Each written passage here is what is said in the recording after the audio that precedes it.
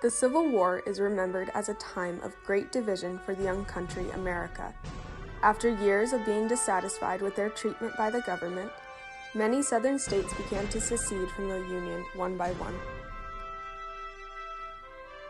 In the South, slave ownership was the measurement of a Southerner's wealth.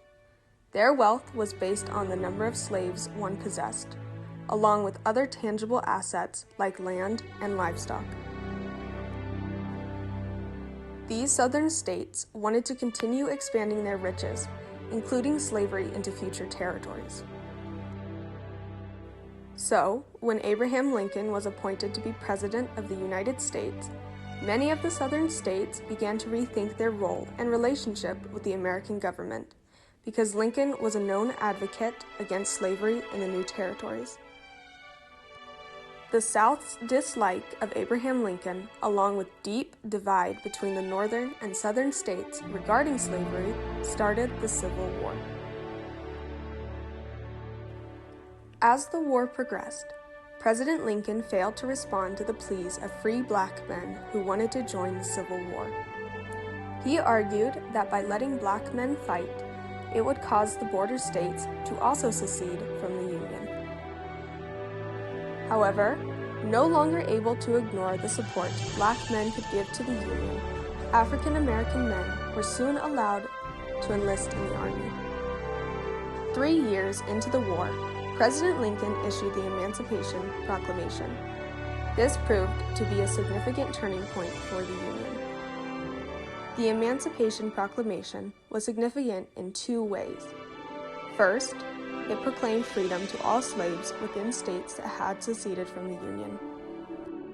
And second, it also officially and publicly stated that black men could join the Union Army. More soldiers meant more people fighting for the Union cause. The Emancipation Proclamation marked a crucial turning point in the Civil War, because it changed the cause for which they were fighting.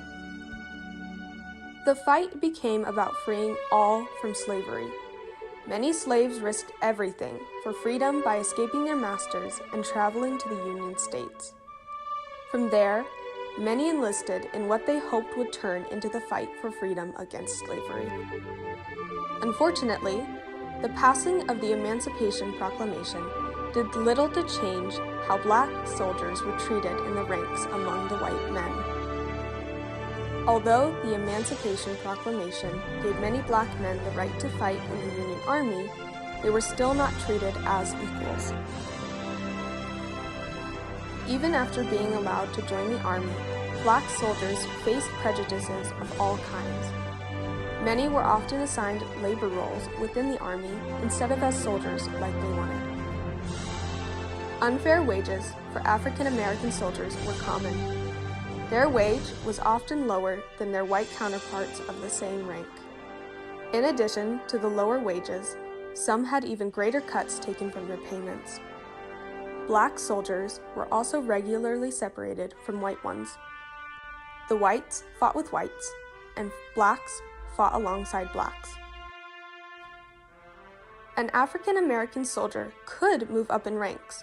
However, prejudice against them ran deep, even in the northern states, so advancement was not common. Immediately after the Civil War, Reconstruction started to take hold. This was a period in time where black citizens had more opportunities than any previous time in this country.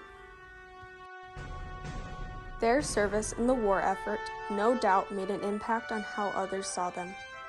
They were no longer slaves, but free men who could vote or hold a job in a government position, even though it would be many more years before equality between blacks and whites. The Civil War ultimately showed how deep the divide had become between northern and southern states.